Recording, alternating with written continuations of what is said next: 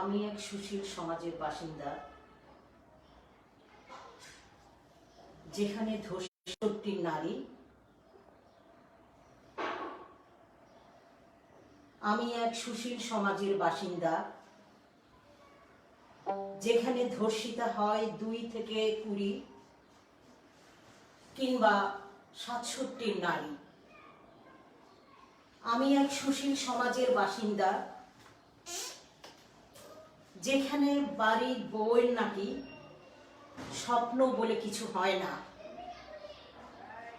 যেখানে বিদ্যে নয়, পুরুষই আসল গয়না।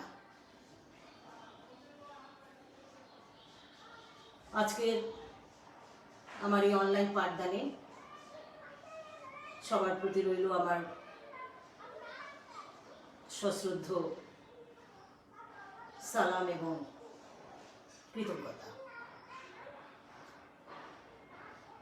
দেখতে দেখতে আমরা 10টি মাস অতিক্রান্ত করতে চলেছি কোভিড-19-এর। 10 মাস আগে ঠিক করোনার প্রথম দিকে আমাদের মনোগত যে অবস্থা, মানসিক যে অবস্থা বিরাজ করছিল, ক্রমান্বয়ে আমরা সেই গুমট মানসিক জগৎ থেকে ধীরে ধীরে উত্তরণের চেষ্টা চালাচ্ছি এবং অনেকটাই কেটে উঠতে বা কাটিয়ে উঠতে সচেষ্ট হয়েছি। আজকে সম্মান 2য় বর্ষের সাথে আমার আরেকটি সেশন শুরু হতে যাচ্ছে। আমরা দেখতে দেখতে 10 মাস পরে বা 10 মাস চলছে আমাদের, আমরা পরীক্ষার মুখোমুখি হয়ে গেছি। আমরা প্রত্যেকেই বিভাগের প্রতিটি শিক্ষক আমরা তোমাদের বারবার প্রতিটি পাঠদানে তোমাদের সজাগ করার জন্যে, তোমাদের ইন্সপায়ার করার জন্যে, সামনে তোমাদের একদিন পরীক্ষার মুখোমুখি হতে হবে, উপনীত হতে হবে, এই ব্যাপারটি বারবার আমরা নকিংয়ে দিয়েছিলাম। কিন্তু আমার মনে হয় যে তেমনটি করে হয়তো তোমরা ভেবে উঠতে পারোনি। তো সে যাই হোক, যে বাস্তবতা কাল কিংবা পরশু সামনে এসে দাঁড়াবে, আমি চাই সেটিকে খুবই পজিটিভলি আমরা সেটিকে গ্রহণ করতে। আমি আজকে যেটি করব, আমার শিরোনামে যেটি দেওয়া আছে সুশীল সমাজ, যার ইংরেজি প্রতিশব্দ হচ্ছে সিভিল সোসাইটি। অনার্স 2য় বর্ষের এই ক্লাসটির পাঠক্রমে যেটি আছে, আমি পাঠ শিরোনামের কোড 222009, এই পেপার কোডের যে পেপার টাইটেলটি আছে বাংলাদেশের সমাজবিজ্ঞান, বাংলাদেশের সমাজবিজ্ঞানের অপরাধ ও বিচ্যুতি টপিকের বা ওই লেসনের একটি টপিক হচ্ছে আমাদের এই সুশীল সমাজ।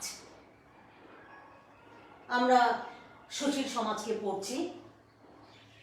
এই সমাজের ইম্পর্টেন্সই আমার কাছে মনে হচ্ছে যে এই টপিকটির ইম্পর্টেন্সই তোমাদের সামনের পরীক্ষার জন্য অনেকটা প্রয়োজন হয়ে উঠবে এবং যেটি দেখা যাচ্ছে যে ছোট বড় সংক্ষিপ্ত নানা রকম কোয়েশ্চেন একে ঘিরে থাকতে পারে।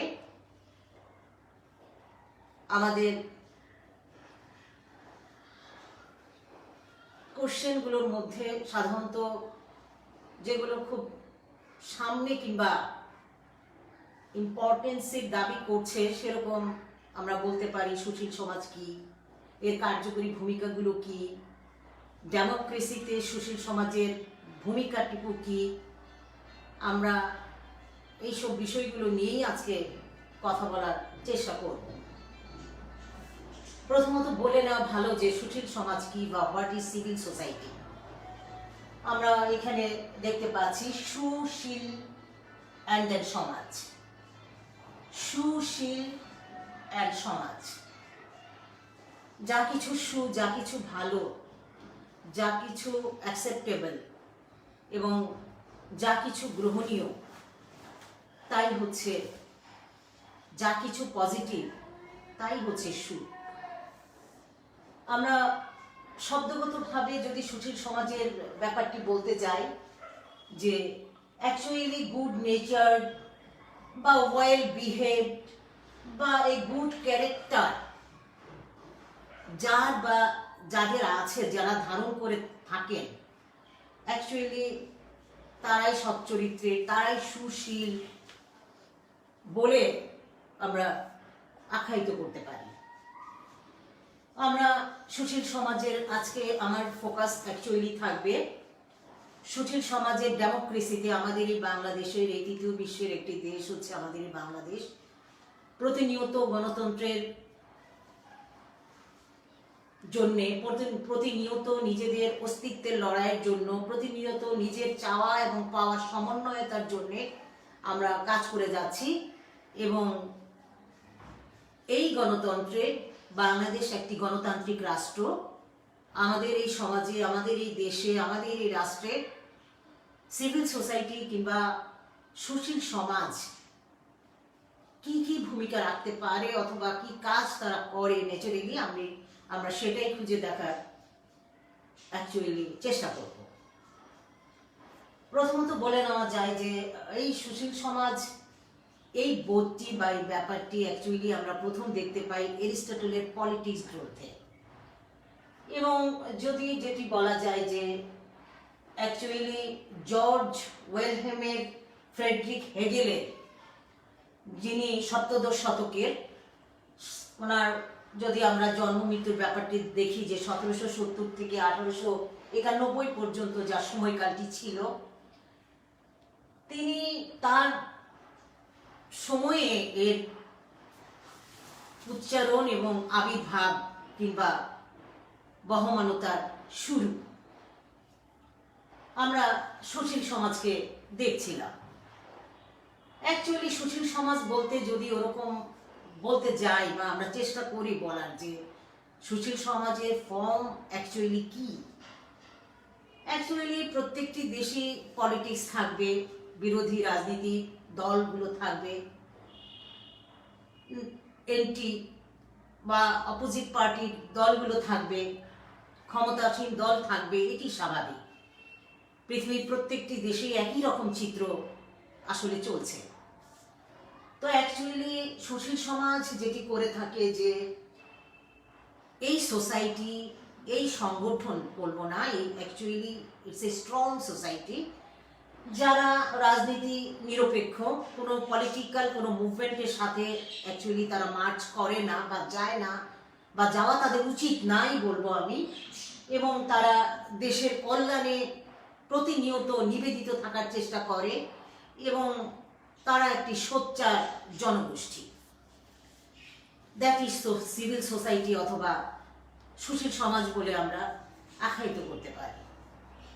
আমরা এর আগেই বলছিলাম যে যারা বা যিনি এই সিভিল সোসাইটিতে অন্তর্ভুক্ত কিংবা অ্যানলিস্টেড, বা যার মননে কিংবা মেধায় কিংবা চিন্তায় কিংবা রুচিতে কিংবা অভিরুচিতে কিংবা ইচ্ছায় কিংবা কাজের, বিশ্বাসের, চিন্তায় কিংবা প্রগতিতে যদি সেই চেতনাটুকু থাকে, যদি actually well behaved, well নেচার্ড and good mannerism তার একেবারেই core of his or her থাকে, তাহলেই হয়তো সেখানেই সম্ভব তিলে তিলে আমাদের একটা সোসাইটিকে ফর্ম করা। আমরা সুশীল সমাজকে ঘিরে কথা বলছিলাম। অ্যাকচুয়ালি হেগেল যেটা করেছেন, জিডব্লিউ ফ্রেডরিক হেগেল যেটা করতে চেয়েছেন, তিনি প্রথমত চেয়েছিলেন যে একটি সমাজতান্ত্রিক, একটি যুক্তিনিষ্ঠ, যদি কখনো সোসাইটিতে কোনো অপোজিশন ফর্ম আসে বা অপোজিশন আসে, বিরোধী ভাব আসে, সেটির মধ্যে জনগণের সাথে সেই বিরোধী ভাবের, সরকারের পক্ষের বিরোধী ভাবের একটি সমন্বয় সাধনের জন্যে এবং পারস্পরিক যে দ্বন্দ্ব কিংবা এই দ্বান্দ্বিক পরিবেশ যেটি তৈরি হয় সেটিকে উতরিয়ে একটি বুর্জুয়া শক্তি, একটি বুর্জুয়া শক্তির প্রতিস্থাপনটাই ছিল হেগেলের মৌলিক উদ্দেশ্য বলে আমরা জানি। আমরা সুশীল সমাজকে দেখছিলাম।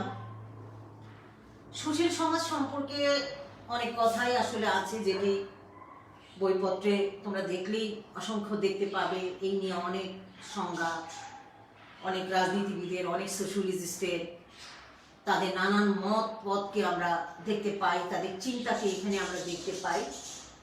অ্যাকচুয়ালি এটি নাগরিক একটি সমাজ, বেইজ নাগর কেন্দ্রিকই হয়ে থাকে, এবং এটি আমরা এই সুশীল সমাজকে নানা নামে আসলে একে আখ্যায়িত করা যায়, যে এটি একটি নাগরিক সমাজ, এটি একটি জনসমাজ, এটি একটি লোক সমাজ, এবং এটি একটি বেসামরিক সমাজ।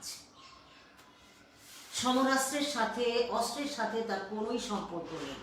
সম্পূর্ণ বেসামরিক, সম্পূর্ণ পাবলিক একটি সোসাইটি হচ্ছে সিভিল সোসাইটি অথবা সুশীল সমাজ। সুশীল সমাজকে ঘিরে চলছে আমাদের কথকতা। আমরা ন্যাচারালি সুশীল সমাজকে যেটা বলতে পারি যে, যেটি বলছিলাম যে এখানে কোনো সামরিক শাসন দ্বারা এটি আদিষ্ট নয়, এবং এটি অ্যাকচুয়ালি সামরিক কোনো আবহ কিংবা কোনো সেন্টিমেন্টের ধারে কাছে অ্যাকচুয়ালি থাকে না, এবং এটি রাষ্ট্রে, সমাজে একটি নিরস্ত্র ভূমিকা নিয়েই অ্যাকচুয়ালি সুশীল সমাজের অবতারণা কিংবা তার পথ চলা কিংবা তার চিন্তার ব্যাপ্তি, যাই বলি না কেন। আমরা সুশীল সমাজকে ভাবছিলাম। সুশীল সমাজ আসলে যেটি বলা যায় যে আমাদের এই বিশ্বে অনেক দেশের সমন্বয়ে আজকের এই পৃথিবী, এবং এক এক দেশের নেচারগত দিক থেকে বলি, তার পরিবেশগত দিক থেকে বলি, তার ভৌগোলিকগত দিক থেকে বলি, তার মননগত দিক থেকে বলি, কিংবা তার স্ট্রাকচারগত দিক থেকে বলি, কিংবা তার শাসনের দিক থেকে বলি, নানান রকম ভেরিয়েশন আছে। এই ভেরিয়েশনের যদিও আছে, কিন্তু তারপরেও বলা যায় যে বিশ্ব ভ্রাতৃত্বের দিকে তাকালে, গ্লোবালাইজেশনের দিকে তাকালে কোথাও না কোথাও একটি ঐক্যমতের সুর প্রত্যেকটি দেশের সিভিল সোসাইটির একটি ঐক্যমত, সেটি হচ্ছে জনগণের মৌলিক চাওয়াটুকুকে, জনগণের মৌলিক ন্যায্য অধিকারটুকুকে, তাদের সুখ শান্তিকে কিংবা তাদের প্রয়োজনকে একেবারেই, এবং তাদের জীবনের আলোকে কিংবা স্বপ্নকে তার দ্বার গোড়ায় নিয়ে আসা।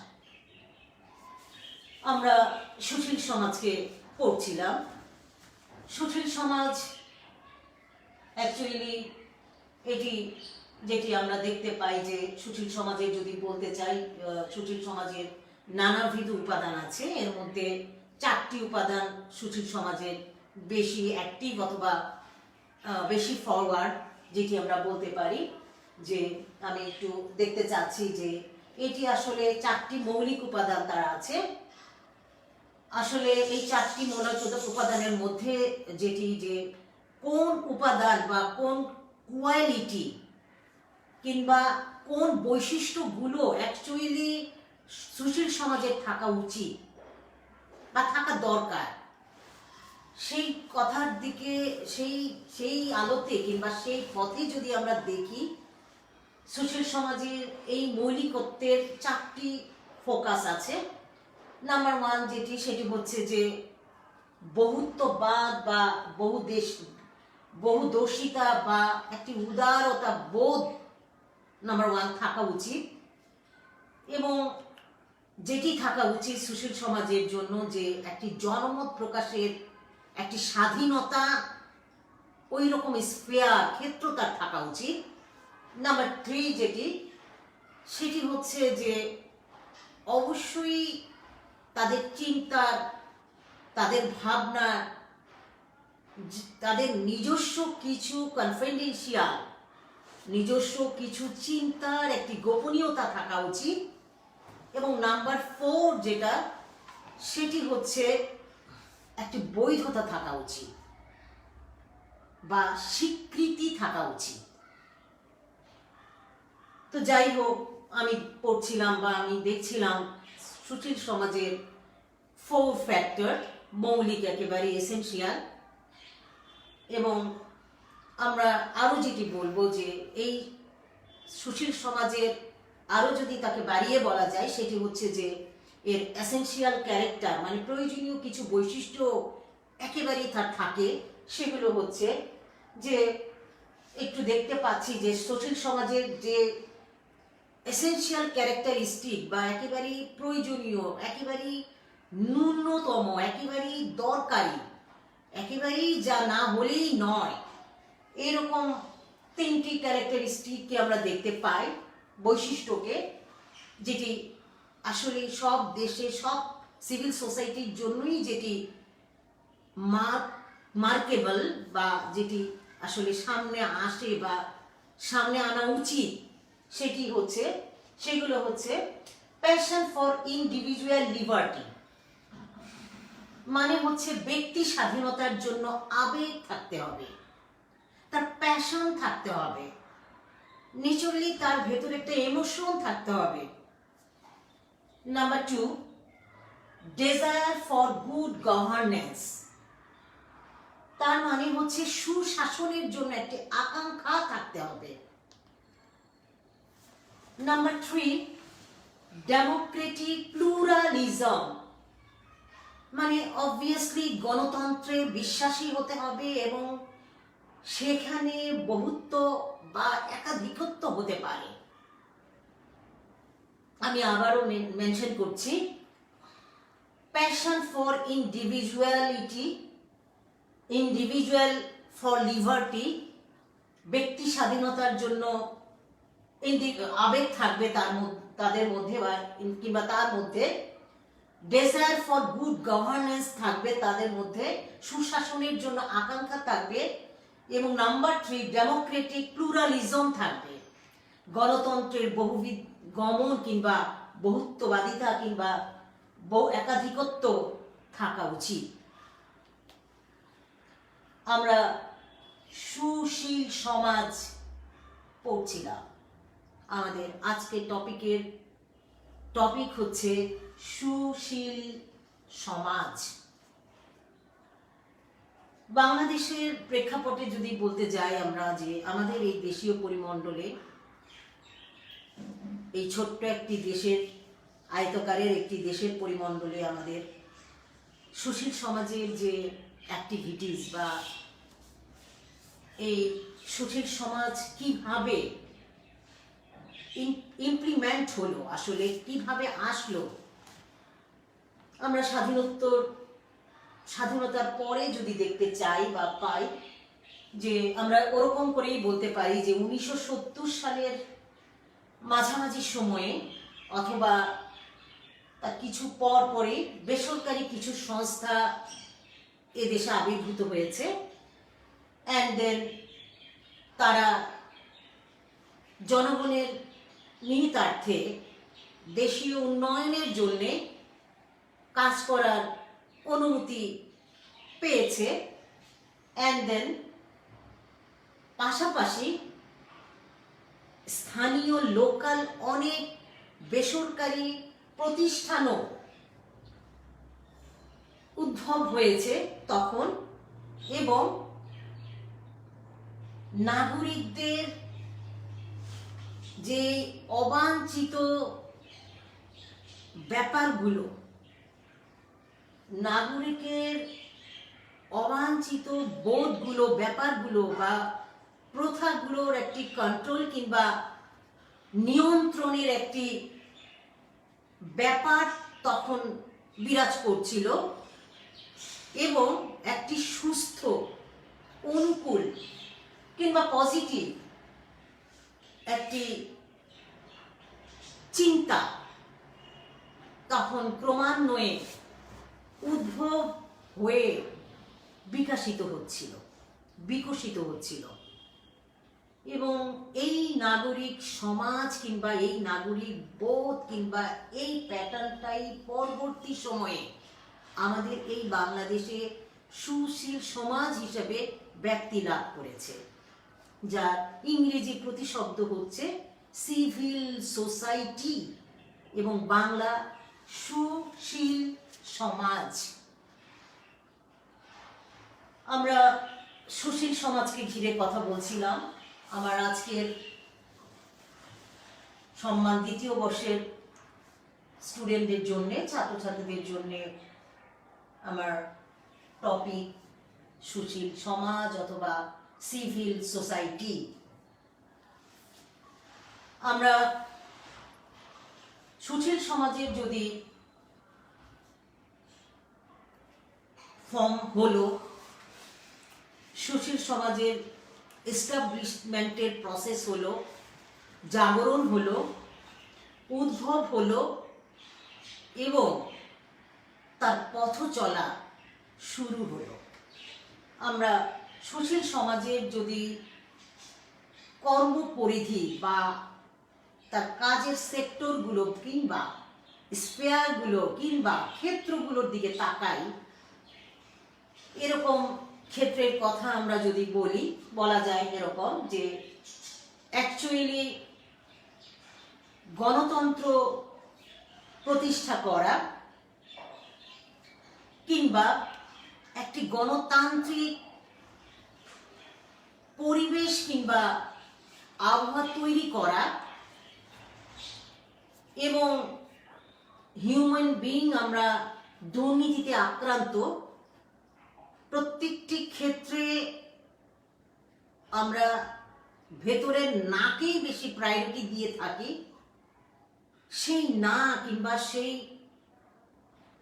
যা ঠিক না, যা উচিত নয়, সেই না কিংবা সেই দুর্নীতিকে, যেটি নিয়মের মধ্যে না, যেটি নীতিগতভাবে ঠিক না, সেটিকে অ্যাবলিশ করা কিংবা সেটিকে ডিস্ট্রয় কিংবা ধ্বংস কিংবা সেটিকে প্রতিহত করার চেষ্টা করা বা দুর্নীতি মুক্ত করার মানসিকতা থাকা এবং সোসাইটিতে যে বৈষম্য বিরাজ করে, যে সম অধিকার কিংবা সম দাবি যেখানে স্থাপিত হয় না, সমানভাবে সবার চাওয়াগুলো যে এক স্রোতে যখন বহমান হয় না, সেই বৈষম্যকে হ্রাস করে দেওয়াই হচ্ছে সিভিল সোসাইটির কর্মপরিধির আওতাধীন। এবং যেটি বলা যায় দারিদ্র, পোভার্টি, যদিও বিশ্বকবি কাজী নজরুলের সেই উক্তি, হে দারিদ্র তুমি মোরে করেছ মহান, তুমি মোরে দানিয়াছ খ্রিস্টের সম্মান। অ্যাকচুয়ালি পেটের জ্বালায় সেই মহানতা সবসময় মনের মাঝারে আন্দোলিত হয় না, কিংবা সুকান্তের সেই বিখ্যাত উক্তি, পূর্ণিমার চাঁদ যেন ঝলসানো রুটি। দ্বিতীয় বিশ্বযুদ্ধোত্তর যে অর্থনৈতিক, সামাজিক, রাষ্ট্রীয় কিংবা ধর্মীয় সব ক্ষেত্রেই যে ওলট পালট, যে উদ্ভটতা, যে বহুমাত্রিকতা, যে হাহাকারিতা, সেই সুকান্তের পূর্ণিমার চাঁদকে প্রিয়ার মায়াবী মুখের সাথে তুলনা না করে ক্ষুধার ঝলসানো রুটি বলেই বেশি প্রতীয়মান হয়। এবং সেই চাঁদকে রুটির সাথে কম্পেয়ার করে সেটিকে খেয়ে, সেই রুটি খেয়ে আমার উদরপূর্তি ঘটানোই তখন জীবনের মৌলিক উদ্দেশ্য হয়ে দাঁড়িয়েছিল। আমরা পড়ছিলাম সুশীল সমাজ। আমরা সুশীল সমাজের স্পেয়ারগুলো কিংবা কর্মপরিধির কথাগুলো বলছিলাম। আমি একটি ছক এখানে দেখাতে চাচ্ছি। সিভিল সোসাইটি, সিভিল সোসাইটির অ্যাকচুয়ালি তিনটি মূল ক্ষেত্র আমরা আলাদা করেও ছকে দেখাতে পারি। অবশ্যই আমি পোস্ট করব, যদি উত্তরে তোমরা সেট করতে পারো। আশা রাখি পজিটিভ নাম্বার তোমার কাছে আসবে।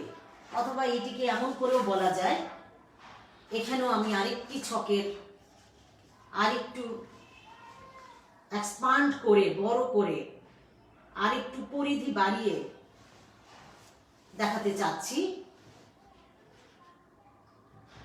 আমরা সিভিল সোসাইটি অ্যাকচুয়ালি কাদেরকে নিয়ে, কাদের সাথে, কিভাবে, কেমন করে জড়িত, আমরা ছকটিকে আমি পোস্ট করে দেব, তখনই আমরা আরো বেশি দেখতে পাবো। আমি আর এদিকে যাচ্ছি না। আমরা পড়ছিলাম সুশীল সমাজ। এই সুশীল সমাজের আমরা যে কথাগুলো বলছিলাম, তার কর্মপরিধির কথা বলছিলাম, তার একান্ত উপাদানের কথা আমরা বলছিলাম। আমরা আমাদের মূল গণতন্ত্রায়নে, গণতান্ত্রিকতায় সুশীল সমাজের যে ভূমিকা, রোল বা তার কাজ কি, সেটিতে যাওয়ার আগে আমি আরেকটু যেটি বলে নিতে চাই যে সুশীল সমাজের ধারা অ্যাকচুয়ালি তিনটি ধারা আছে। আমি একটু পড়তে চাচ্ছি যে বাংলাদেশের সুশীল সমাজের সংগঠনের মধ্যে তিনটি ধারা লক্ষণীয়।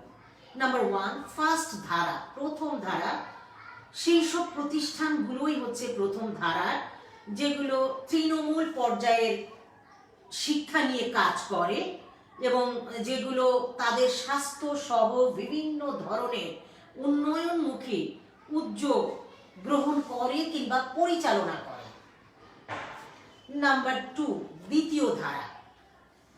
এই ধারার সংগঠন কাজ হচ্ছে বা তারা হচ্ছে, সংগঠনগুলো হচ্ছে যারা মূলত গবেষণা এবং নীতি পর্যালোচনা করে, এবং এরা শুধু থিঙ্ক টক দিয়েই নয়, তারা নানা রকম বিজ্ঞান চক্র, তারা সাক্ষরতার আন্দোলন, নানা রকম অংশগ্রহণে তারা কাজ করে এবং এরা প্রায় নলেজ বেসড একটি ধারা। আমরা তৃতীয় ধারায় যাচ্ছি। তৃতীয় ধারার যারা, তাদের কাজ হচ্ছে তারা দুর্নীতি, বৈষম্য, বঞ্চনা, অধিকার লঙ্ঘনের বিরুদ্ধে এরা জনসচেতনতা বৃদ্ধিতে সোচ্চার হয় এবং প্রতিরোধ সৃষ্টিতে, সেগুলো প্রতিরোধ সৃষ্টিতে তারা অ্যাক্টিভ কিংবা সক্রিয় থাকে। যেমন আইন শৃঙ্খলা সালিশ কেন্দ্র আছে, বাংলাদেশের পরিবেশ আন্দোলন আছে, ট্রান্সপারেন্সি ইন্টারন্যাশনাল আছে বাংলাদেশ, ট্রান্সপারেন্সি ইন্টারন্যাশনাল বাংলাদেশ। এই সোসাইটিগুলো এই ধরনের জনসচেতনমূলক সংগঠন তাদের আছে। সুশীল সমাজ বলতে আসলে আমরা এই তিনটি ধারার সমন্বয়কেই বুঝে থাকি। যেহেতু এই ধারার সংগঠনগুলো আমাদের রাষ্ট্র, সোসাইটি এবং আমাদের নাগরিক মৌলিক অধিকার বোধের কিংবা সাব অধিকার বোধের সব কিছুতেই আমাদের একটি নজরদারি দায়িত্ব যেহেতু পালন করে থাকে, আমরা সুশীল সমাজকে পড়ছিলাম। আমি প্রথমেই বলে নিয়েছি যে আমাদের মূল ফোকাস থাকবে আজকের ক্লাসের বা আমারই আজকের লেসনের আলোচনায়, সেটি হচ্ছে গণতন্ত্রায়ন। গণতন্ত্র, ডেমোক্রেসি কি আমরা সবাই কম বেশি অ্যাকচুয়ালি জানি, যে যেখানে জনগণের অধিকার, জনগণের চাওয়া, জনগণের পাওয়া, জনগণের ইচ্ছা, জনগণের প্রয়োজন সব কিছুর একটি সুস্থ, স্বাভাবিক এবং একটি স্বাস্থ্যসম্মত একটি বিকাশ ধারা থাকে, সেখানে গণতন্ত্র বিরাজিত বলে আমরা ধরে নিই। আমরা গণতন্ত্রায়নে সুশীল সমাজের ভূমিকা, কিংবা যদি আমি বলি যে the role of civil society in the democratisation, মানে গণতন্ত্রায়নে সুশীল সমাজের ভূমিকাকে আমরা এখন দেখতে চাচ্ছি। সুশীল সমাজের অ্যাকচুয়ালি কি চায় সুশীল সমাজ, আমরা এটিতে যাওয়ার আগে আমি আরেকটি পোস্টারকে একটু দেখাবো। আমরা সবাই দেখতে পাচ্ছি যে এখানে সিভিল সোসাইটির ডেমোক্রেসির একটি এনভায়রনমেন্ট, সবাই আমরা একত্র হাতে হাত মিলিয়ে সবার চাওয়া, সবার চিন্তা, সবার মানসিকতার যেখানে স্বীকৃতি থাকবে এবং সবার পথ চলার একটি সুস্থ পাথেও থাকবে, কিংবা নির্দেশনা থাকবে, কিংবা প্রাপ্তি থাকবে, সেটিকেই খুঁজে নেওয়াই হচ্ছে এই সুশীল সমাজের গণতন্ত্রায়নের কাম্য। আমি সিভিল সোসাইটি অথবা সুশীল সমাজের গণতান্ত্রিক কাজগুলো একটু দেখতে চেষ্টা করব। আমি ধারাবাহিকভাবে অনেকগুলো পয়েন্টকে অ্যাকচুয়ালি ইচ্ছা করেই তোমাদের সামনে এনেছি, যে বড় কোয়েশ্চেনে যখন এই কোয়েশ্চেন অ্যান্সার করতে হয়, যতটুকু পারা যায় বিস্তারিত বলা কিংবা বোঝানো কিংবা দেখানো কিংবা সঠিক বোধের জানানো, সেটি আমাদের সবারই জন্য উচিত হবে বইটি। সরি, সিভিল সোসাইটি অ্যাকচুয়ালি কি করে গণতান্ত্রিক দিক থেকে? এটি সরকারকে পরামর্শ দান করে। একটি দেশে সরকারই সবকিছু নয়, সরকার জনগণের জন্যই সরকার, তাকে সিলেক্ট করেই সরকার, তার ইচ্ছাধীনই এই সরকার। একটি ডেমোক্রেসি সোসাইটিতে যেখানে ডেমোক্রেসি আছে এবং দেশের উন্নয়নে সরকারের যেমন ইচ্ছা, পাবলিকের জনগণেরও তেমন ইচ্ছে, তো দেশের উন্নয়নমূলক নানানবিধ কার্যক্রমে সরকারকে পরামর্শ দান কিংবা অ্যাডভাইস করা, যদি তো সরকার সেটিকে সবার জন্য মঙ্গল মনে করে, সেই লক্ষ্যে কাজ করা সিভিল সোসাইটির কিংবা সুশীল সমাজের একটি কাজ কিংবা তার গণতান্ত্রিক ভূমিকা। নাম্বার 2, দ্বিতীয়, সামাজিক সচেতনতা আনয়ন। অ্যাকচুয়ালি সামাজিক সচেতনতা আনয়নে সুশীল সমাজ যেহেতু সোসাইটিকে নিয়েই কাজ, গণতন্ত্রকে নিয়েই কাজ, সবাইকে নিয়েই কাজ, কাজেই সামাজিক সচেতনতা আনয়নেও সিভিল সোসাইটি অনেকটাই কাজ করে থাকে। সেটি সরকারি হোক কিংবা বেসরকারি হোক, সেটি নানানবিধ অংশগ্রহণ দিয়ে হোক, বাণী প্রচার করে হোক, কিংবা প্রচার সিম্পোজিয়াম আলোচনা যাই বলি না কেন সেটি দিয়েই হোক না কেন, আমরা আরো যেটা বলতে পারি, সামাজিক আন্দোলন গড়ে তোলা, সামাজিক মুভমেন্ট গড়ে তোলা হচ্ছে সুশীল সোসাইটির একটি কাজ। সিভিল সোসাইটি যে সরকারের আর্থসামাজিক যে নিরসন, একটি সোশিও ইকোনমিক ফায়সালা, একটি সোশিও ইকোনমিক প্যারালাল সমান্তরাল একটি জার্নি, সেটি সুশীল সমাজ তৈরি করতে চায় এবং নানানবিধ সুযোগকে তারা আনতে চায় কিংবা তারা উদ্বুদ্ধ করতে চায়। সরি, আমরা নেক্সট যেটা আরো বলতে পারি যে এই সুশীল সমাজ যেটি করে, সামাজিক পুঁজি সৃষ্টিতে ভূমিকা পালন করে। সামাজিক পুঁজি সৃষ্টি, পুঁজি মূলধন যেটি ছাড়া একেবারেই সম্ভব না, কি ব্যক্তিক জীবনে, পারিবারিক জীবনে, রাষ্ট্রীয় জীবনে, কি সোসাইটির উন্নয়নের জন্য অবশ্যই আমাদের পুঁজি মূলধনের একান্তই কাম্য, সেটি তো অবশ্যই আছে। এই সমাজের সিভিল সোসাইটির অ্যাকচুয়ালি পুঁজি, যেটা পুঁজি বলতে এখানে যেটি আমরা মিন করতে পারি কিংবা বুঝতে পারি বা বলতে পারি, সেটি হচ্ছে যে একটি ঐক্য কিংবা আন্তঃসংযুক্তিতা থাকতে হবে। সিভিল সোসাইটি যারা আছে তাদের যে বা তাদের অ্যাক্টিভিটিস গুলোর একটি আন্তঃসংযুক্তিতা, ইন্টারনাল একটি রিলেশনশিপ যদি থাকে, তবেই তো সেখানে একটি পুঁজি তৈরি হবে, মূলধন তৈরি হবে দেশকে এগিয়ে নিয়ে যাওয়ার জন্যে, সোসাইটিকে এগিয়ে নিয়ে যাওয়ার জন্যে। আমরা নেক্সট আমরা যেটি পড়ছিলাম যে অন্যায়, অবিচার এবং শোষণের প্রতিরোধ করতে হবে। কখনই অত্যাচার, কখনই অন্যায়, কখনই অবিচার দিয়ে একটি দেশের জার্নি হতে পারে না, এবং তার এন্ডিং কিংবা সমাপ্তি কিংবা চলা সুখকর কিংবা সবার জন্য মঙ্গলকর নয়। সুশীল সমাজ সেই দিকটিও ভেবে দেখে। কিংবা যদি আমরা এরকম বলতে পারি যে এটি দেশের রাজনৈতিক স্থিতিশীলতা আনয়নে সচেষ্ট। অবশ্যই একটি দেশের মত বিমত দ্বিমত থাকতেই পারে, কোনো চিন্তার বৈষম্য থাকতেই পারে, কিন্তু সব চিন্তা, সব মতের একটা ইকুয়ালাইজেশন করা, একটি সমন্বয় সাধন করা, যেখানে মূল ফোকাস হবে জনগণ, যেখানে মূল ফোকাস হবে পাবলিক, যারা দেশের প্রাণ, যারা রাষ্ট্রের মূল চালিকা শক্তি, তাদের কথা চিন্তা করে আমাদের এই রাজনৈতিক স্থিতিশীলতা আনয়নের প্রয়াস চালায় হচ্ছে এই সিভিল সোসাইটি কিংবা সুশীল সমাজ।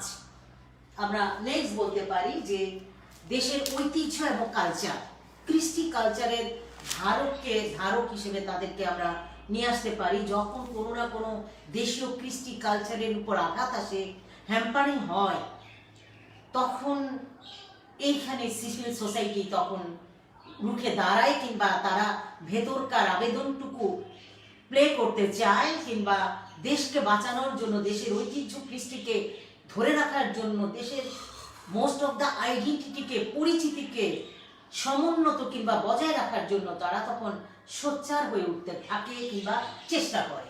কিংবা আমরা আরেকটি যেটি বলতে পারি যে স্বেচ্ছাসেবী নাগরিক সংগঠন, যে ভলান্টিয়ার সার্ভিস, যে ভালো করতে চাওয়া, অন্যের উপকার করতে চাওয়া, মানুষের পাশে থাকা, জনগণকে বোঝানো, এরকম অনেক নেচারের আমাদের মধ্যেই আছে। অনেক ভালো এবং ইফেক্টিভ কিংবা ওয়েল বেসড, যেটি আমি বলছিলাম যে সুশীল সমাজের ব্যাপারটি অ্যাকচুয়ালি বা ওই বোধের ব্যাপারটি একটি গুড ক্যারেক্টারের, একটা ওয়েল বিহেভ অথবা গুড নেচারের লোক অবভিয়াসলি আমাদের সমাজ সোসাইটিতে বহু আছে। এবং যেটি হয় যে আমরা দেশের উন্নয়ন কিংবা মঙ্গলের জন্য, সেটি আঞ্চলিকভাবে হোক কিংবা সেটি লোকালি হোক, একটি উদ্যোগ গ্রহণ করে আমরা সেটিকে নাগরিক সংগঠন, ভলান্টিয়ার সার্ভিস দিয়ে আমরা দেশকে উন্নয়নের যার দিকে এগিয়ে নিতে পারি। আমি আরেকটি যেটি বলতে চাচ্ছি, সমাজ সংস্কার, সোসাইটি যে সংস্কার করা, ভালোকে ভালো রাখা, মন্দকে ভালো করা, যেটি পজিটিভ না, যেটি মঙ্গলজনক না, যেই কাজ, যে ভূমিকা, সরকারের যে রোল সবার জন্য যেটি ইফিশিয়েন্ট হবে না, কিংবা সেটা সরকারকে সংস্কারের কথা বলা, যেমন স্বাভাবিকভাবেই যদি আমি একটি ছোট্ট আমার নাগরিক চেতনা থেকেই যদি যেটা বলতে পারি, যেমন আমরা সরকারকে, যেমন ইঞ্জিন চালিত যে অটো, এই ঢাকা সিটির কথাই যদি আমি ধরি, যে ইঞ্জিন চালিত যে অটো রিক্সার কথা যেটি বলা আছে, তাদেরকে মেন রোডে কিংবা প্রধান সড়কে জার্নি বা তাদের চলাচল নিষিদ্ধ, অ্যাক্সিডেন্ট হয়ে যাবে এবং তারা ইমব্যালেন্সড হয়ে দুর্ঘটনার আরও মুখোমুখি হতে পারে। এই জন্য কঠোরভাবে তাদের উপর নিষেধাজ্ঞা আছে। কিন্তু এই আইনের আওতায় আসার আগে আমরা যারা এই সাথে কোটি পরিবার জড়িত, তাদের ভরণ পোষণের একটি বা তাদের কার্যক্রমের একটি সুনির্দিষ্ট কিংবা একটি স্টেবল কোনো ব্যবস্থা না নিয়ে আমরা যখন এই ধরনের উদ্যোগকে নিতে চাই, তখন সিভিল সোসাইটি এর সংস্কারের জন্য কথা বলতে পারে, মতামত রাখতে পারে, পেশ করতে পারে তার যৌক্তিক চিন্তা ভাবনাকে সেট করার জন্যে। আমরা পড়ছিলাম সুশীল সমাজের গণতন্ত্রায়নের বা গণতান্ত্রিক বোধ চিন্তা জার্নি। আমরা জনগণ এখানে আমরা জানি যে জনগণের শক্তি হিসেবে এরা কাজ করে, জনগণই এর পার, জনগণই মূল ধারক, জনগণই মূল চাও, কারণ সে নিজেই জনগণের মধ্য থেকে উদ্ভাবিত। সিভিল সোসাইটি নিজেই জনগণ নিজেই জনগণের চালক, নিজেই জনগণের অংশ কিংবা নিজেই জনগণের ভূমিকায় অবতীর্ণ হয়। এবং আমি এর আগে যেটি বলছিলাম যে আমরা যদি সামাজিক সংস্কারগুলোর দিকে তাকাই, আমরা বলতে পারি এক্সাম্পল হিসেবে আমরা রাজা রামমোহন রায়ের যে সোসাইটি যে সংস্কারমূলক কাজগুলো যেগুলি উনি করে গেছেন, সতীদাহ প্রথা নিবারণ, বিধবা বিবাহ চালুকরণ কিংবা বাল্য বিবাহ রোধকরণ, এই ব্যাপারগুলোতে আমরা দেখি আমরা বেগম রোকেয়া নারী শিক্ষার জাগরণের জন্য যে অক্লান্ত পরিশ্রম কিংবা সেই আধুনিক যে চিন্তাধারার সমন্বয়তা আমরা সেটি দেখতে পাই সংস্কারের। আমরা বিদ্যাসাগরকেই বা সামনে কেন বা নিয়ে আসি না, বিদ্যাসাগরেরও ব্যাপারটি আমরা জানি যে সোসাইটি সংস্কারের জন্য তারা প্রাণান্ত কীরকম কাজ করে গেছেন, পরিশ্রম করে গেছেন কিংবা চিন্তা করে গেছেন কিংবা স্থাপনের জন্য স্টাবলিশের জন্য সেই নিয়ম নীতিকে সংস্কারকে তারা কতটাই না নিজেকে সেই দিকে ভাবিত করেছেন। আমরা পড়ছিলাম সুশীল সমাজের ডেমোক্রেসির যে ধারাগুলো কিংবা তাদের চিন্তাগুলোকে নিয়ে কথা বলছিলাম। এবং আমরা সরকার যখন একটি দেশকে চালানোর জন্য এটি আইনের অনুশাসনকে প্রতিষ্ঠা করে, সরকার যখন একটি দেশকে চালানোর জন্য অবভিয়াসলি একটি দেশের জন্য জনগণের জন্য হিউম্যান বিং আমাদের আইনের আওতায় বন্দী থাকা উচিত। আইন একটি সমাজকে, আইন একটি মানুষকে তার নানাবিধ অপরাধ থেকে, নানাবিধ অপকর্ম থেকে তাকে দূরীভূত রাখে কিংবা তাকে বিরত রাখার চেষ্টা করে। এবং আইন সবার জন্যই সমান, এই স্লোগানটিকে আমাদের সামনে রাখা উচিত। এবং এখানে কখনো শক্তি কিংবা কখনো উচ্চ কিংবা কখনো নিম্ন শ্রেণীর ব্যাপারটি যাতে এখানে কাজ না করে, আইন সবার জন্য, রুল সবার জন্য সমান, ইকুয়াল, সেটি যেন থাকে। এটি সিভিল সোসাইটির একটি চিন্তা কিংবা কাজ তারা করতে চায় এখানে। এবং পরিবেশ সংরক্ষণ আমি আরেকটি বলতে পারি যে সিভিল সোসাইটি যে পরিবেশ ছাড়া আসলে পরিবেশ যত না দূষিত হয়ে উঠছে আমাদের জন্য, আমরা হিউম্যান বিং পরিবেশের সাথেই আমরা বসবাস করছি। আমি বায়ুতে বাস করছি, আমার পানির দরকার, আমার বায়ুর দরকার, আমার মাটির দরকার। আমাদের পানি দূষণ, বায়ু দূষণ, মাটি দূষণ, শব্দ দূষণ, ইভেন আমাদের এই শব্দ দূষণ, এই নানাবিধ দূষণে জর্জরিত এই বাংলাদেশ। বিশেষ করে নগর কেন্দ্রিক তো কথাই নাই। তো আমরা সেইগুলোর ব্যাপারেও আমরা রূপপুরের যে পারমাণবিক যে কাজের ব্যাপারেও আমরা দেখলাম যে সুশীল সমাজ এই ব্যাপারে সোচ্চার হয়েছে। তো এরকম নানানবিধ জনগণের জন্যে, জনগণের স্বার্থে, জনগণের স্বাস্থ্যের ঝুঁকি কমাতে কিংবা জনগণের সুস্বাস্থ্যের জন্যে, মঙ্গলের জন্য সুশীল সমাজ পরিবেশের দিকেও তাকিয়ে পরিবেশ সংরক্ষণের জন্যও তারা কাজ করে থাকে, গণতন্ত্রের জন্যেই। এবং তারা সরকারকে অবশ্যই জবাবদিহির মুখোমুখি তারা করে। জবাবদিহির ব্যাপারটি আসলে যদি আমরা বলতে চাই, জবাবদিহি মানে যে যার কোনো না কোনো তার কাজের জন্য ঊর্ধ্বতন কর্তৃপক্ষের কাছে ন্যাচারালি নর্মাল, যে সোজা কথা জবাবদিহি হচ্ছে নিজের কাজের জন্য নিজের, জবাবদিহি হচ্ছে নিজের কাজের জন্য নিজের একটি উত্তর। সোজা কথা যে নিজের কাজের একটি প্রকাশ কিংবা যৌক্তিকতা, এটি হচ্ছে অ্যাকচুয়ালি জবাবদিহি। তো সরকারের এরকম জবাবদিহি একটি আছে প্রয়োজন জনগণের জন্য, জনগণের কাছে, জনগণের দ্বারাই সে নির্বাচিত, জনগণের দ্বারাই সে চালিত, জনগণের জন্যই সে কাজে। জনগণের কাছে জবাবদিহির একটি ব্যাপার গভর্নমেন্টে থাকে, এটি সুশীল সমাজের কেন্দ্রে আছে, মাথায় আছে এবং তারা সেই ব্যাপারটির দিকেই লক্ষ্য রেখে কাজ করে যায়। নেক্সট আমরা যেটা বলতে পারি যে অবশ্যই সেটা একই সাথে জনগণের সার্বভৌমত্ব থাকবে এখানে, কারণ জনগণই হচ্ছে এখানে মূল শক্তির অধিকারী। এবং আমরা অবভিয়াসলি তার পাশাপাশি ঘিরে আমি আরেকটি যেটি দেখাতে পারি সেটি হচ্ছে নিয়মতান্ত্রিক শাসন ব্যবস্থা। এবং নিয়মের মধ্যে প্রত্যেকটা শাসন, রুলস এবং মানে চালিকা শক্তির একটি নিয়ম থাকবে এবং ফরমেশন থাকবে। এবং সেই ফরমেশনের মধ্য দিয়েই, একটি নিয়মের মধ্য দিয়েই প্রত্যেকটি কিছুর, প্রত্যেকটি পজিটিভ, প্রত্যেকটি ইফেক্টিভ কাজেরই একটি নিয়মের প্রয়োজন আছে। আমরা প্রতিদিন প্রতিনিয়ত দেখছি পূর্ব দিকে সূর্য উঠছে, পশ্চিম দিকে অস্ত যাচ্ছে, পৃথিবী ঘুরছে সূর্যের চারিদিকে, চাঁদ পৃথিবীর চারিদিকে, চাঁদ ঘুরছে, এই যে নিত্যকার একেবারেই স্বাভাবিক সিম্পল যে ব্যাপারগুলো দেখছে, যদি এগুলো এতটুকু ব্যত্যয় ঘটে যায় তাহলে সেখানে ডিস্ট্রয় চলে আসবে, ডিস্ট্রাকশন আসবে। কাজেই আমরা এখানে যেটি বলতে পারি যে অবশ্যই আমাদের নিয়মতান্ত্রিক শাসন ব্যবস্থাও তেমনি প্রয়োজন আছে বইকে এই সোসাইটিতে। এবং আমরা বিচার বিভাগে নিরপেক্ষতা, বিচার সবার জন্যই সমান। একটু আগেও যেটি বলছিলাম, বিচারের ক্ষেত্রে আমাদের একেবারেই ক্লিন থাকা উচিত। যদি তো এই সোসাইটিকে আমি একেবারেই পরিষ্কার পরিচ্ছন্ন, স্বাস্থ্যসম্মত এবং অধিকার সম্পন্ন এবং একেবারেই মৌলিক অধিকার সম্পন্ন এবং জনগণের হেলদি একটি পরিবেশকে সোসাইটিকে দিতে চাই, সেখানে অবশ্যই বিচার বিভাগের নিজস্ব চিন্তা, তাদের নিজস্ব আইন এবং তাদের নিজস্ব ক্যাটাগরি অনুযায়ী বা তাদের রুলস অ্যান্ড রেগুলেশন অনুযায়ী তাদের বিচারের মতামতকে দেওয়ার একটি স্বাধীনতা থাকা উচিত, যেটি সুশীল সমাজ অবশ্যই সেটি চায় এবং সেটি নিয়ে কাজ করতে চায়।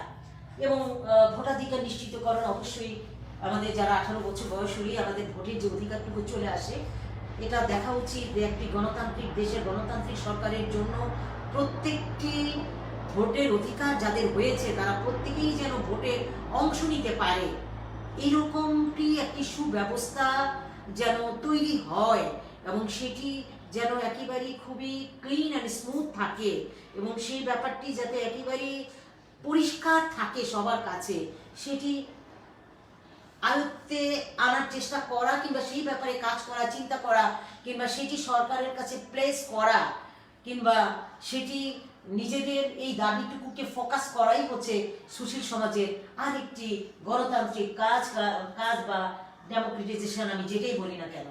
এবং আমরা যেটি বলতে পারি যে আমার বাক স্বাধীনতা অবশ্যই থাকবে, হিউম্যান বিং, এই আমাদের যে কথা স্বাধীনতা যেটি বিধাতা আমাদের দান করেছেন, সেটি স্বাধীনতা অবশ্যই সব মানুষ মাত্রই আছে, থাকা উচিত এবং এটি হচ্ছে স্বাভাবিকতা।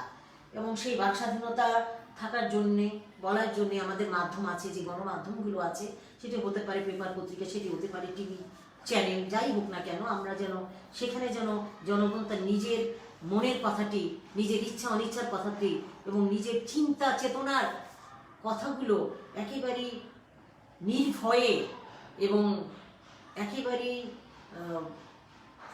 বাধাহীনভাবে যাতে সেটিকে স্থাপন করতে পারে, প্লেস করতে পারে, সেই ব্যাপারটি নিয়েও আমাদের সুশীল সমাজ কাজ করে যাচ্ছে এবং এটি তার গণতন্ত্রায়নে এটিও তার একটি রোল বলতে পারি আমরা। এবং আমরা আরও যেটি বলতে পারি যে অবশ্যই গঠনমূলক সমালোচনাকে সে চায়, কারণ সমালোচনা আমাদেরকে, যদি সত্যিই তো কেউ পজিটিভ এবং কোনো ভালো কিছু আমরা আশা করি, অবশ্যই সমালোচনা আমাদেরকে শুনতেই হবে এবং সমালোচনাকে আমাদের মাথা পেতে নিতে হবে। যদি কেউ সত্যি কোনো ফর্মুলেটিভ কিংবা যদি কেউ একেবারেই নিউট্রাল নিজেকে, যদি সে একেবারেই ঠিকঠাক মতো, সেটা হিউম্যান বিং হোক, কোনো সোসাইটি হোক কি সরকার হোক, অবশ্যই সমালোচনাকে আমাদেরকে স্বাগত জানানো উচিত, তাহলে কিউরেবল সম্ভব এবং তাহলেই তার সেই না থেকে যে ব্যাপারগুলো তার জন্য নিষিদ্ধ বা না, বা যেগুলো সঠিক নয়, সেই ব্যাপারগুলোর থেকে বেরিয়ে আসা কিংবা উত্তরণের জন্য আমাদের সিভিল সোসাইটি সেই চেষ্টাটুকুই করে যায়। গঠনমূলক সমালোচনাকে স্বাগত জানায় বা সেগুলোতে ব্যস্ত থাকতে চায় কিংবা তার ব্যাপ্তি ঘটাতে চায় কিংবা সেটি ফোকাসে আনতে চায় কিংবা সরকারকে সেটি দেখাতে চায় কিংবা জানাতে চায় কিংবা বলতে চায়। আমরা চলে যাচ্ছি একেবারেই লাস্ট আমার আরেকটি পয়েন্টে, যেটি হচ্ছে ইকোনমিক্যাল মুক্তি, মানে অর্থনৈতিক যে মুক্তি। অর্থই হচ্ছে, যদিও আমরা বলি যে অর্থই হচ্ছে অনর্থের মূল, প্রবাদ এরকম একটি প্রভাব আমাদের আছে, তারপরে হ্যাঁ এর অনেক দূর ব্যাখ্যা আছে। অর্থ কখন অনর্থের মূল হয়ে যায়, আবার অর্থ কখনই আমার জীবনের একেবারেই চাবিকাঠি হয়ে যায়, সেটি অবশ্যই বাস্তবতার নিরিখে, সময় সুযোগের প্রেক্ষাপটে এবং জীবনের স্টেপগুলোতে এবং প্রয়োজনার্থে সেই কথাটি, এই অর্থের ব্যাপারটি আমাদের মধ্যে আসলে এর ইমপ্লিমেন্টেশন আমাদের আছে। এবং অর্থনৈতিক মুক্তি যদি আমাদের না ঘটে তাহলে ক্ষুধা, দারিদ্র, বেকারত্ব এগুলো প্রচণ্ড পরিমাণে বেড়ে যাবে, সোসাইটিকে খুবই ভারাক্রান্ত করে তুলবে। অপরাধের মাত্রা বেড়ে যাবে, দেশ স্থবির হয়ে যাবে, সোসাইটি তার পথকে পঙ্কিলতা মুক্ত করতে পারবে না এবং নানাবিধ জটিলতায় আবদ্ধ হবে। এবং স্রোত, আমরা যেমন পুকুর কিংবা নদীতে যেমন দেখি যে কচুরিপানা মানে এতটাই ভরে যাবে, এতটাই ঢেকে যাবে যে তখন পানি তার নিজস্ব গতি, নিজস্ব ফ্লো কিংবা স্রোতে চলার পথটুকু হারিয়ে ফেলবে এবং বাক্রুদ্ধ হয়ে যাবে বা সে নিজের গণ্ডিতে ঘুরপাক খেতে থাকবে, কখনোই সামনে এগোতে পারবে না। আমরা পড়ছিলাম সুশীল সমাজ, এবং এই অর্থনৈতিক মুক্তির জন্য সিভিল সোসাইটি যেটা করে, সে নানা রকম জরিপ করে, পরিসংখ্যান করে সরকারকে দেখাতে চায় কিভাবে আমরা বেরিয়ে আসতে পারি, কিভাবে আমরা মুক্তি ঘটাতে পারি, আমরা কিভাবে এই উত্তরণ ঘটাতে পারি এই পভার্টি থেকে, এই না থেকে, এই বৃহৎ পরিমাণ একটি নেগেটিভ একটি চ্যাপ্টার থেকে, এবং যা আমাকে পরিবারকে, সোসাইটিকে, দেশকে তথা রাষ্ট্রকে পিছিয়ে নিয়ে আসবে বহু গুণে। আমরা আজকের ক্লাসের এখানেই সমাপ্তি অ্যাকচুয়ালি করতে চাই, এবং যেহেতু আমি সংজ্ঞা দিয়ে একটু শেষ করব দুজনে, যে সুশীল সমাজের যে নেচার বা প্রকৃতি নিয়ে বাংলাদেশের রাজনীতি নিয়ে আলোচনা করতে গিয়ে ফজলুর রহমান বলেন, সুশীল সমাজের কাছে দাবি দলবাজি, বিবৃতিবাজি, সস্তা চটকদার বুলি ও চাটুকারিতা সংস্কৃতি থেকে বেরিয়ে আসুন। এনজিও বলুন বা সিভিল সোসাইটি বলুন, সবাই মিলে সাধারণ মানুষের জন্য একটি দলকে দোষারোপ করা যায় না। একটি চেতনা সৃষ্টি করতে পারি, কিন্তু বৈঠক বা আলোচনায় নয়, সরকারি কিংবা বিরোধী দলকে দোষারোপ করে নয়। যদি সাধারণ মানুষের সুস্থ চেতনাকে সৃষ্টি করতে পারি, তাহলে নীতি নির্ধারণ করা সাধারণ মানুষের পক্ষে সাধারণ মানুষের পক্ষে সহজ হবে, সিভিল সোসাইটির জন্য তারা বলতে বাধ্য হবে।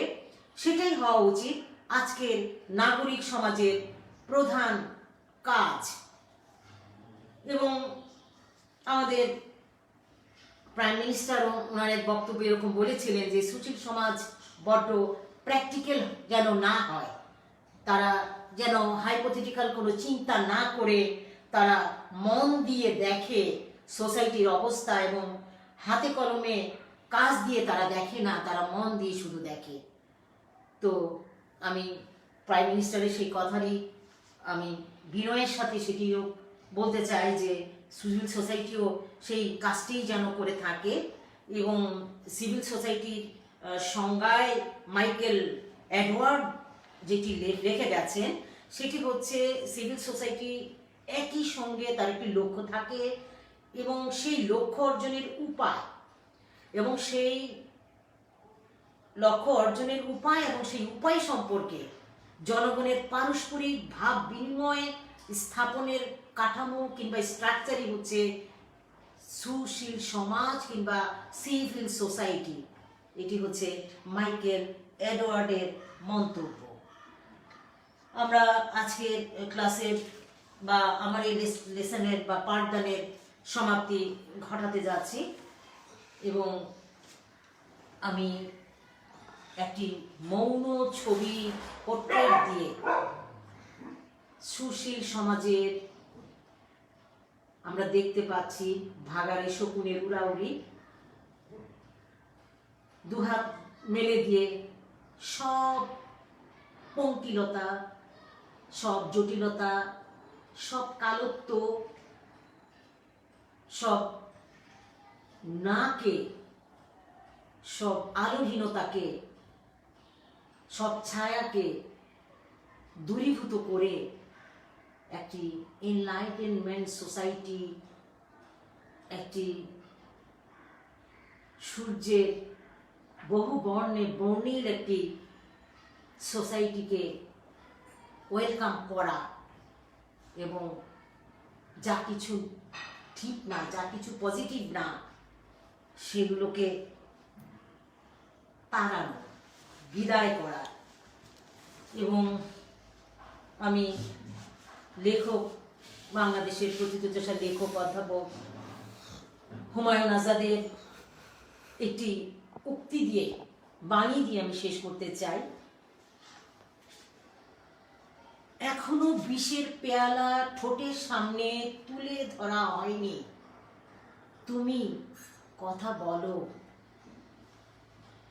এখনো বিষের পেয়ালা ঠোঁটের সামনে তুলে ধরা হয়নি, তুমি কথা বলো।